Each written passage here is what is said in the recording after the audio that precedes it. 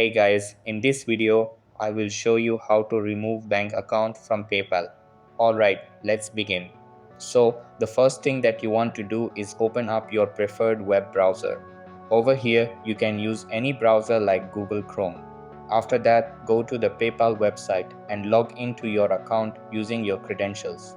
Then, you will be taken to your PayPal dashboard. Over here, click on the wallet option from the top menu. After that, you will see a list of your linked financial sources, including bank accounts and cards.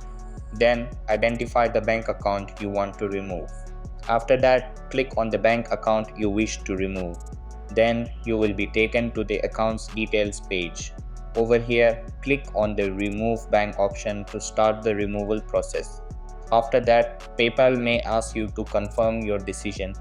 Then, review the details and confirm the removal. Over here, you may be asked to verify your identity depending on your account settings. After that, follow the prompts to complete the verification.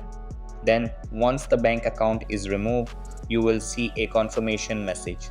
Over here, check your wallet again to make sure the bank account is no longer listed. So that's basically how you can remove bank account from PayPal. And that's it for this video. If you found this helpful, consider subscribing and giving this a big thumbs up. Thanks.